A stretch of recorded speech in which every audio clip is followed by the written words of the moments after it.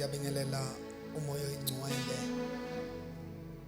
Ngibingelela the Trinity of God, God the Father, God the Son and God the Holy Spirit.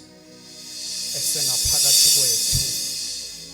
Ngiyabingelela kakhulu kumgcojo kaNkulunkulu uMr Jabulani umkhele. Siyabingelela nakunkosikazi egameni lika Jesu. Sibingelela yonke fivefold ministries joinile kule live stream. Sibingelela bonke abantu abangenile. Sibingelela nonke egameni lika Jesu uKristu waseNazaretha. Amen. Ngibingelela unkosikazi wami umama Nzuza esaqeda ukuhlabelela kamnandi kangaka ediliza amazulu. Alibonge igama lenkosi. Bazalwane ke mina ngingomncinyanyana nje ngizodlulisa umlayezo omfishane la phezu kwesihloko esithi ukukholwa. Sizokhuluma nje ngokukholwa. Sibonge kakhulu kwi-invite esiyitholile from ubaba umkhele. Sibonge kakhulu kwi-JABU production iyona lena esilethe kule ndawo. Siyabingelela kakhulu nakuyo egameni lika Jesu. Now bazalwane, into esikhulumela phezukwayo la ithi kepha ngaphandle kokukholwa akukho ukumthokozisa. Ngokuba ozayo kuNkulunkulu umelwe ukukholwa ukuthi ukhona nokuthi ungumvuzi walabo abamfunayo. Alibonge igama lenkosi. Into yethu namhlanje ime nje ku-faith. Nikhona abangcwele. Ngizocela ukuthi ngifunde nenguquko yesingisi lona lelizwi enilibonile lapha kwi-poster from Hebrews chapter number 11 verse number 6 lithi, but without faith it is impossible to please him, for he who comes to God must believe that he is, and that he is a rewarder of those who diligently seek him. Alibonge igama lenkosi. Sisekuyo ke leyo ndaba bazalwane. Izwi lami esizolivula namhlanje sizolithatha lapha encwadini yakwabase Roma chapter number 10. Izothi ke ukuphambana le ndaba because sizoqala ku verse number 17 bese siye ku verse number 11 lapho khona ifundeka kanje incwadi yakhona. Romans chapter 10 verse number 17 ithi, ngalokho ke ukukholwa kuvela ngokuzwa, ukuzwa kuvela ngezwi lika Kristu. Inguquko yesingisi bazalwane, so faith comes by hearing, and by hearing the word, by the word of God. Alibonge igama lenkosi. Bese ke sizohlala kwi-gist yale ncwadi noma yalezwi uNkulunkulu alibekile enhlizweni namhlanje uverse number 11 lapho khona efundeka kanjena ethi, ngokuba umbhalo uthi lowo okholwayo akayikujabhiswa. For the scripture says, whoever believes in him will not be disappointed. Alibonge igama lenkosi. Amen. Siyabingelela nisangena nisasijoyina kule live stream yeJABU Productions. Isihloko esikhuluma ngaso sizokhuluma nje ngokukholwa. Alibonge igama lenkosi. Now uma ke sesikhuluma iqiniso bazalwane, izwi liyacacisa likubeka kucace ukuthi kuyini ukukholwa ukuze sihambisane sonke. Bengizothanda ukuthi siqale sibheke lapha kwincwadi yamaHebheru uchapter 11 wona la esikuwo uverse number 1 la khona iBhayibheli engilifundayo lithi kepha ukukholwa kungokuqiniseka ngezinto ezethenjwayo, kuyiqiniso ngezinto ezingabonwayo. For faith is assurance of things hoped for, proof of things not seen. Alibonge igama lenkosi. Manje ke ukukholwa bazalwane, iBhayibheli liyasichazela ukuthi ukukholwa kukuqinisekisa ngezinto ezithenjwayo. Ngoba ziningi izinto ezithenjwayo bazalwane, kodwa lokukholwa kwethu kuthi kukuqinisekisa kwezinto ezithenjwayo futhi kuyiqiniso ngezinto ezingabonwayo. Now faith comes from the unseen. Nikhona bazalwane. Manje lento yokukholwa ithi thina sikholwa kulokho kungabonwayo, asikholelwa kulokho kubonwayo. Nikhona bazalwane. Sizokhuluma nje kafishane ngayo incwadi le yakwaseRoma. Incwadi lena ibhalwe uPaul. Now uPaul siyamazi bazalwane, uma simlanda emuva kuthiwa waye uSawuli, wayezingela amakholwa. Lo Paul lona wayazi abantu abakhulu kakhulu, wayehlala nalaba esingathi sithi abase parliament ngolimi lwanamhlanje. Kube yibo labo bantu abasayina incwadi ezimgunyazayo ukuthi akahamba ayozingela amakholwa. Nikhona bazalwane. Ikhona ke indaba esiyaziyo kakhulu ekhuluma ngoStefane. uStefane lithi iBhayibheli wathi esezogxotshwa ngamatshe wabona amazulu evuleka umebheka phezulu. iBhayibheli engilifundayo lithi naye kuSawuli wayekhona kuleyo ndawo. Nikhona bazalwane. Now la wasehamba uPauli washaywa unyazi. Uma eseshaywa unyazi, laba abafundi bakaJesu bahleli ngale baya electa bona abantu abafuna ukuthi akangene esikhaleni sikaJudas. Kanti lento abayenzayo abazi ukuthi uNkulunkulu naye unecebo lakhe, ngoba bakhona abantu abakhethwa abantu bese kube khona abantu abakhethwa uNkulunkulu. Now this guy esikhuluma ngaye la, by the name of Paul, was elected by God. Nikhona bazalwane.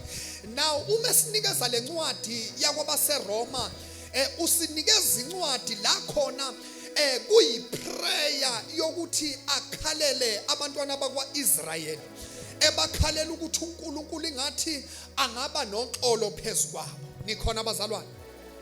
Now sesiyifundile incwadi ukuthi akukho kumthokozisa ngaphandle kokukholwa. Sithola into enamandla kulento kaPaul ukuthi ukukholwa kuza ngokuzwa izwi. Nikhona bazalwane. Ngikhumbula ke incwadi la khona kwafikwa kuzolanda uJesu. Uma bezofuna uJesu, kukhona umgcotsho wayekhona lapho elithi iBhayibheli wahosha inkemba yakhe wasesika isotsha indlebe. Nikhona bazalwane. Sike sayilalela kaningi incwadi la khona abantu belahlekelwa amehlo, ngoba noSamson uke walahlekelwa amehlo, but asimbonanga uNkulunkulu restore amehlo kaSamson. But kule ndaba sibona uJesu ethatha indlebe eyibuyisela, because uJesu ne-understanding ethi ukukholwa kuzwa ngokuzwa izwi. uJesu nalento ethi akakwazi lo muntu ukufinyelela ekukholweni uma engalizwanga izwi. Nikhona bazalwane. Ikhona ke indaba uPaul ayibeka icace ba ukuthi bayokuzwa kanjani uma bengashunyayezwanga. Nikhona abangcwele. So we need to preach the word of God ukuze abantu bazozwa. Sesikuyo ke le ndaba nginento ethi ukukholwa kufuna ukuthi uphambane nesimo. Ukukholwa kufuna ukuthi abantu bethi siya phambili wena uthi ngiyemuva. Ukukholwa kufuna ukuthi abantu mabethi siyemuva bese wena uthi siya phambili, because thina sikholelwe entweni ezibonwayo but sikholelwa ezintweni ezingabonwa. Nikhona bazalwane. Lapha ke nginendaba yamadoda amathathu elithi iBhayibheli uMeshach noShadrach noAbednego. Labantu basinikeza isithombe esicacile ngokukholwa ukuthi what is faith. Lithi iBhayibheli bekunenkosi eyayikhona. Lenkosi yase ikhanda istatue esikhulu. Yathi ke lenkosi wonke umuntu kufanele ukuthi awe ngedolo phansi akhothame kulesi sithombe esibaziweyo senkosi. Now lamadoda amathathu ifaith yawo ayiqalanga befika esithandweni somlilo, but ifaith yabo yaqala ekuthenini thina sikwazi ukuthi siguqe ngedolo ngoba thina sikholelwe entweni engabonwayo. Nikhona abazalwane, sikholelwe intweni engabonwayo. Noma zingakhandwa izinto ezibonwayo zibonakale ngamehlo enyama, noma bangaqhamuka bayibiza uNkulunkulu, kodwa sikwazi ukuthi sikholelwe kubo because our faith says thina sikholelwe intweni engabonwayo. Now lamadoda amathathu ifaith yayo baqale bayi-exercise ekuthenini bonke abantu uma beya phansi bona bathi asiyi phansi. Ngangiqala ukubona abazalwane abafana abancane ababe nesifo ekuthiwa i-arthritis ngesikhathi samanje. Bathi bonke abantu basezweni uma bethi gozololo, ngiyacabanga nje labafana bathi babe samile, yabuza inkosi ukuthi nina nigobe ngani, bathi hayi thina sikwazi ukuthi sigobe, ingathi amathambo ethu awavuma ukuthi siye phansi. Now siyayazi sonke ke le ndaba abazalwane ukuthi kwagcina kuthiwa bazokhandelwa isithando somlilo. Now uma bekhandelwa isithando somlilo, their faith kept them. Ukukholwa kwabo kwabagcina nakuso leso sikhathi ukuthi noma ngabe ukhona umlilo kodwa thina sikwazi ukuthi sivume inkosi ebonakalayo ngoba yethu into nokukholwa ithi we believe in the unseen. Nikhona abazalwane, ithi we believe in the unseen. Nginento ke ethi ngiyacabanga lamadoda nabo abakwazi ukuthi babe nesibindi esingaka. Ingathi babekhona uDavide umeshumayela lapha incwadi yamahubo 66 la ethi khona uDavide, wena uNkulunkulu wavumela abantu ukuba bakhwele emakhanda ethu, sangena emlilweni nasemanzini, kepha wasikhiphela ekubuseni. Kuthi angithi lamadoda alizwizwi ukuthi uNkulunkulu noma angavuma ukuthi singene emlilweni, but the faith that we have lithi uzosikhiphela ekubuseni. Wakhandwa umlilo, lithi iBhayibheli, the fire was made 7 times stronger. The fire was made 7 times stronger. Ngoba into ezobulala abantu abanokholo ayifani neyabanye abantu. Yingakho izimpi zakho zingafani nabanye abantu ngoba wena uyakholwa, ukholelwe intweni engabonwayo. Now uma ke sewukhandwa lo mlilo bayasondezwa. Uma besondezwa, they keeping their faith. Ngiyacabanga nje ukuthi ngalesikhathi bezoya emlilweni kwakukhona abantu ngapha nabantu ngapha. Bekungathi kune guard of honor la khona bonke abantu bethi sifuna ukubona namhlanje ukuthi kuzokwenzakalani. Ngiyacabanga nje, ngiyayicabangela ayikho lento ku scripture, ngiyacabanga nje ukuthi bathi behamba kwakukhona abanye abantu ababekhonza nabo ngaleso sikhathi ababethi Mishaki mfowethu yiyekeni lento, salani senivuma sikhothame sonke ngoba nizofa. Kwasho ukuthi lamadoda ake ashunya yezwa, ake ezwa izwe lakhulunywa kwiTestament elisha elithi bonke abafuna ukuphila kwabo mabaqale bazidele bese belahlekelwa yikho bathabatha isiphambano bese bengilandela. Lamadoda abukeka ngathi athi thina sidela ukuphila kwethu ngoba ukhona othe uma sizidela silahlekelwa ukuphila kwethu uzophinda sinikeze ukuphila. Ngathi ngiyawabona lamadoda esondela, uma esondela lamadoda izulu limile alikenzi lutho, but because of ifaith eyayiphakathi kwalamadoda, ifaith yawo, the minute they got closer to the fire, amazulu akaphakama ngenyawo athi asikaze silibone ukholo lunjena. Ngathi ngiyambona uNkulunkulu ebiza ingelosi ethi sondelani sondelani. Hambani niyobaqinisa labantu. Hambani niyoma nabo ngoba khona into esibonayo kuyo. Wasukuma uNkulunkulu wathokoza because akukho kumthokozisa ngaphandle kokukholwa. Ngivumeleni ngikhulume nje ngokuthokoza ngaphambi kokuthi siqedele le ndaba. Umuntu mayethokozile angakwenzela noma yini. Bayazi ke abantu abanezihlobo ezithokozayo. Ziningi izinto ezithokozisa abantu. Kodwa ngivumeleni nje ngikhulume ngale ethi abantu abayidlela izinto zabo uma bethokozile angakwenzela noma yini. Angayiqeda yonke imali yakhe kuwe azayisole ekseni ngoba ubanjwe nje ukuthokoza. Manje can you imagine what God can do uma ngabe ethola ukuthi nawe uyakholwa? uNkulunkulu angathokoza ngendlela yokuthi agcina khohlwa yizwe lonke bese landela wena ngoba kukho kumthokozisa ngaphandle kokukholwa. Ayaya lamadoda, umeya lamadoda, izulu lasukuma ngoba izulu malike lasukuma kukhona into ezokwenzakala.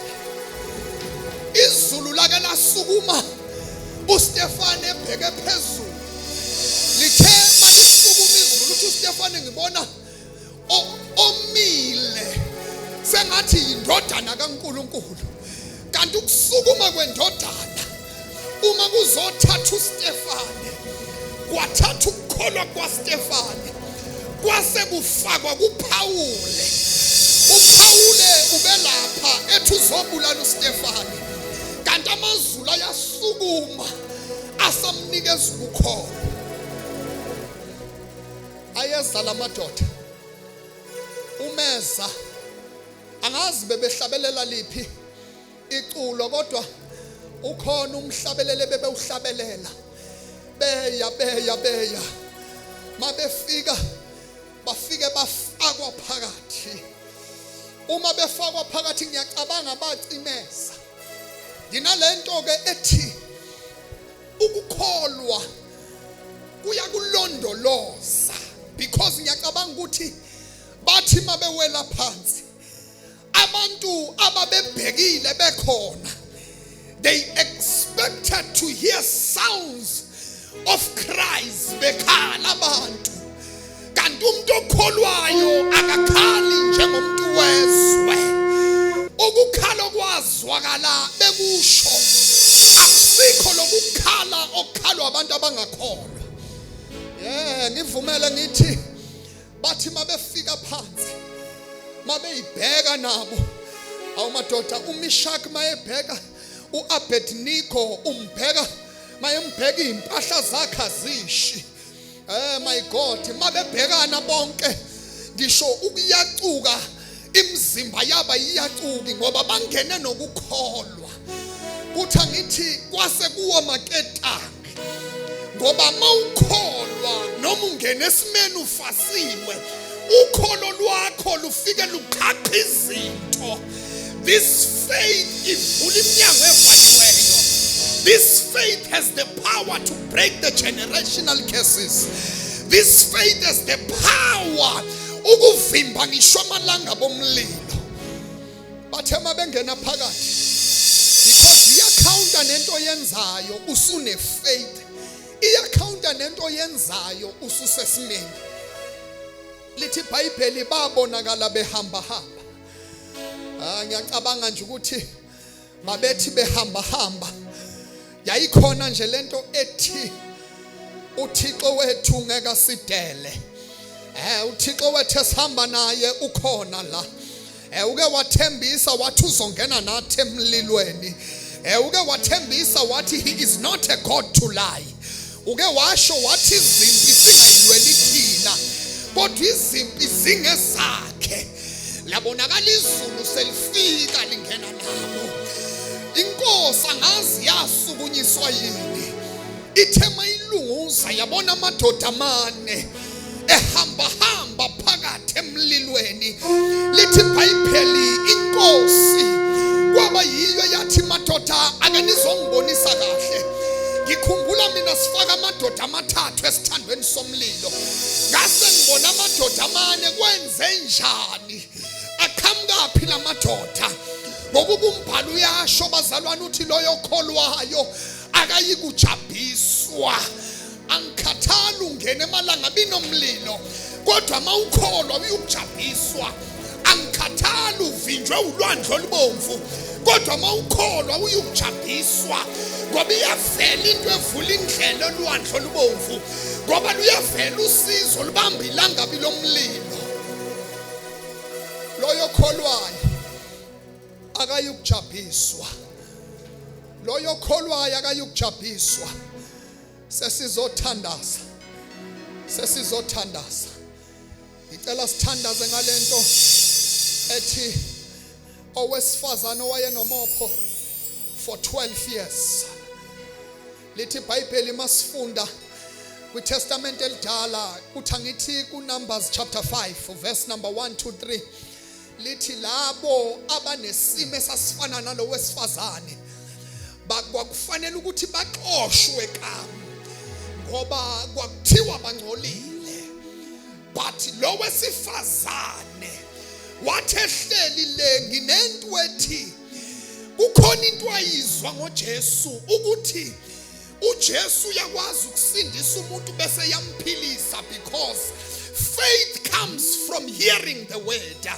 Izwi likaNkulunkulu linamandla okuletha ukukholwa emntwini. Lo wesifazane esazi kahle ukuthi laphaya akafuneki, kodwa wathi mayezwa izwi waba nokukholwa kuye.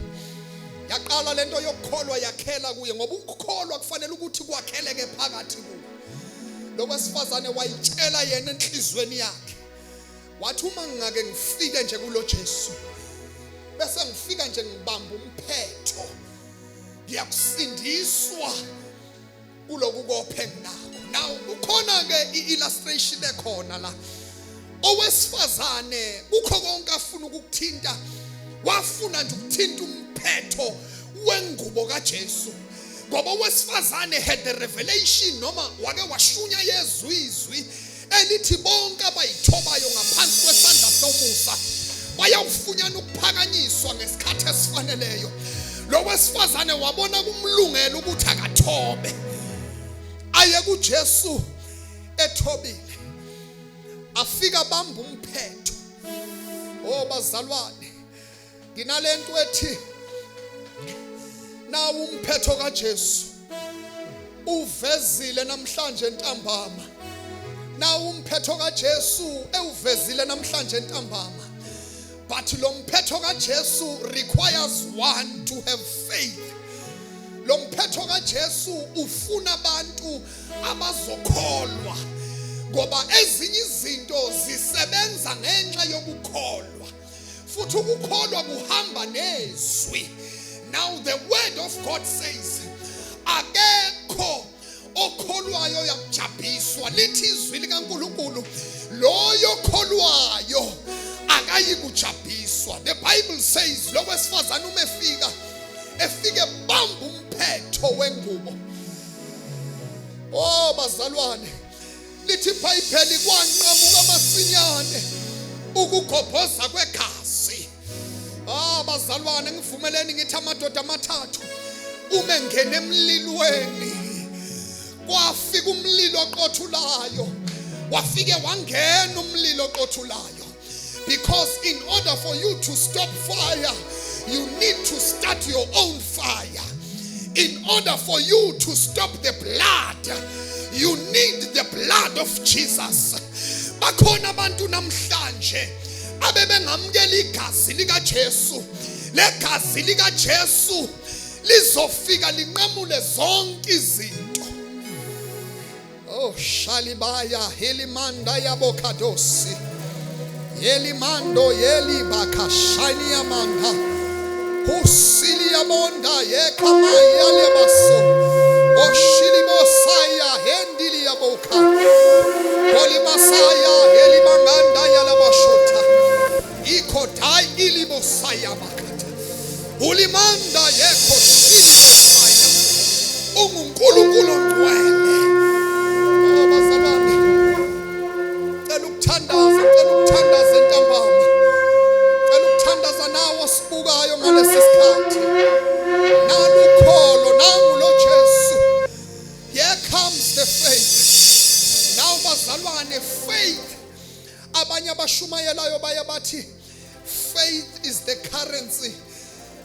purchase the unseen. Ngivumela mangithi ifaith mina ngithi iwudobo lwezinto esifunayo. Now abantu abadobayo bayazi ukuthi bake bafika edanyini idami balifice lingcolile, but because they have the fishing rod bafike balahlele phakathi. Ikhona into ehamba nefaith bazalwane. Ifaith ihamba nokuzwizwi bese uyavuma ngomlomo wakho ukuthi uJesu uyinkosi futhi wafa uNkulunkulu wamvusa kwabafileyo. Leyo nto ehambiselana nefaith iyilento efakwa kwihook ezokwazi ukubamba into zakho. Bazalwane, ifaith is a fishing rod. Kodwa izwi olishunyeziwe nokuvuma kwakho kuyiyo lento ezobamba into zakho in the world of the unseen. Dingabantu abazovuma ukuthi uJesu uyinkosi nomsindisi namhlanje bezo applya lento eyifaith empilweni zabo. Ngiyacela mawusubukele lapho ukhona noma ngabe kuthiwa ukuphi, kodwa nje mawusizwa lokho esikushoyo, mawulizwa lezwi udinga ukuthi ifaith uyayidinga but awukabi nayo lento yokuvuma. Bengicela abantu esizothi ngaphambi kokuthi sithandaze bese sibanikeza lento yokuvuma lenkosi enguJesu, inkosi engena nabantu emalanga binomlilo, inkosi enamandla okufohla nomuntu, inkosi enamandla yokulwela umuntu. Cela nje niphakamise izandla zenu bese sizosho lo mthandazo kafishane. Wena ophakamisile izandla zakho ungasho nje lamazwi uthi inkosi Jesu ngiyabonga namhlanje ngokuzwa izwi lakho ukuthi ukukholwa kuza ngokuzwa izwi bese lihlaba inhliziyo, bese ngivume ngomlomo wami ukuthi uyinkosi nomsindisi futhi wafa wavuka ethuneni lakho akunalutho. Bonke laba bawushilo lomthandazo ngicela ukubanikeza iassurance yokuthi sebemvumile uJesu. Lithi iBhayibheli ongivuma phambi kwabantu ngiyakumvuma nami phambi koBaba, ongiphikayo nami ngiyakumphika phambi koBaba. Na umphetho ke namhlanje sesizothandaza umthandazo wokugcina. I see the garment of God. I see the garment of God yehlile. Oh hallelujah. Oh hallelujah. Oh hallelujah. The same garment eyawa ku-Eliya. Oh Shalibaya Hilimanda Yakados. The same garment eyawa ku-Eliya yaphinda yaqoshwa u-Elisha. Yona le uNkulunkulu ayehlisile namhlanje. Kunabantu ekumele babambe lengubo bese kwenzeka izinto ezimpilweni zabo. Lengubo lomphetho nje owehlile. You don't even need to have the whole garment, but a simple touch, your life will change. Na ingubo namhlanje. Na ingubo namhlanje. Ofuna ukuthinta lengubo ngaphakamisa nje izandla zakhe zombili. Na ingubo bese sithandaza naye. Ngoba lengubo ithi wathi mayeyithinta kwanqamuka ukugobhoza kwegazi. Yes. Kuthi ngithi kunabantu abalwa izimpi engaqondene nabo kodwa ezayiqondene nobaba omkhulu babo. Into yenza ukuthi ishaye bona ngoba basanegazi nobaba omkhulu babo. This garment has the power to cut ties nezinto zobaba omkhulu. Ake sithandazeni nabaphakamisile izandla. Baba wethu uNkulunkulu wethu ongcwele, wena wedwa odalile izulu nomhlaba, wena wedwa owawukhona umhlaba ungakasekelwa, wena wedwa ubuNkulunkulu bakho abenziwa izinto zenzileyo. For the Bible says uNkulunkulu wadala izulu nomhlaba, waba uNkulunkulu ungekadali lutho. Namhlanje siyavuma uNkulunkulu ungayiphendulanga imithandazo, uNkulunkulu iphendulile, uNkulunkulu sijabulile, uNkulunkulu ngisho sishonelwa abazali, uNkulunkulu abantwana bethu bengenile kuma-drugs, uNkulunkulu imishado yethu ibhidlika, uNkulunkulu imisebenzi singayitholi. ubuNkulunkulu bakho abuguqulwa yisimo, but ubuNkulunkulu bakho buguqula isimo.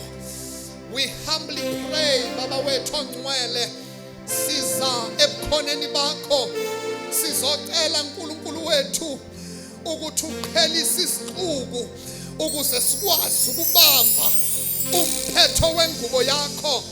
Yes, kuyenzeka moya weqiniso, kuyenzeka moya oyingcwele. I see the hands of your children. I see them raised up. I see them touching your garment. Oh, bayethe uNkulunkulu wethu, bayethe moya weqiniso. Kwabanye I see the spirit of rebellion inqamuka namhlanje egameni lika Jesu. I see the spirit of fighting inqamuka enhlizweni zabo nasempilweni zabo. I see the spirit of not listening to the word of God inqamuka namhlanje enhlizweni zabo.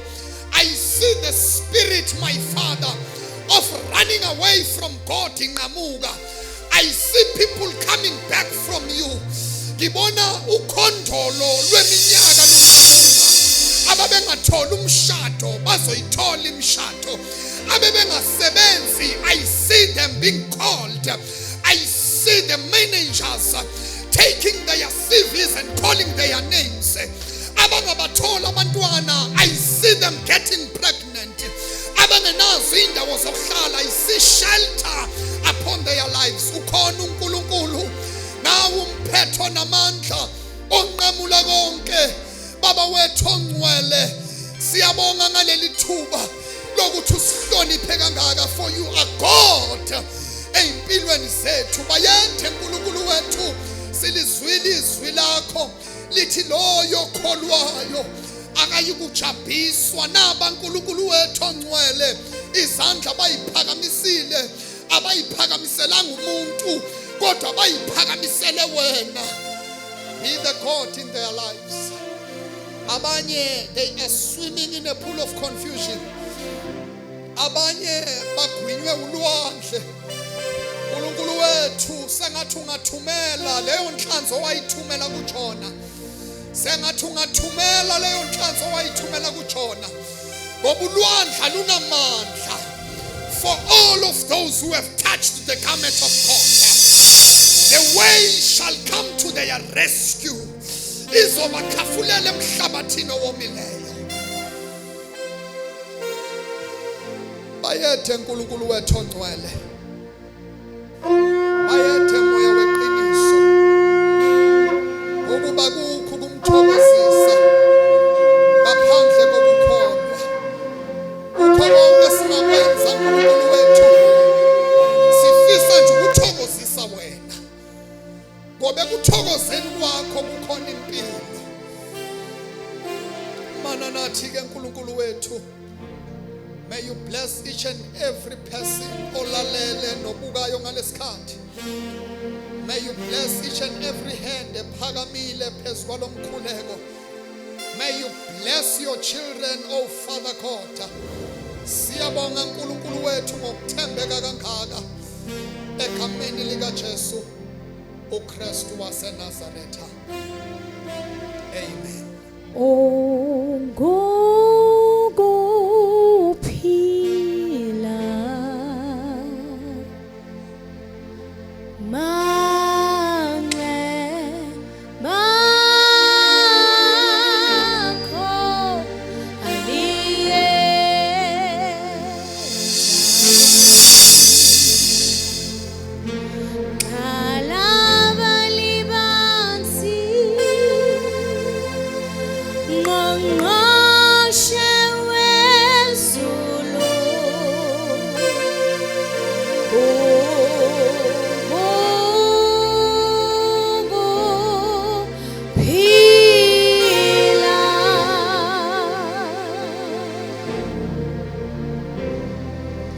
JABU.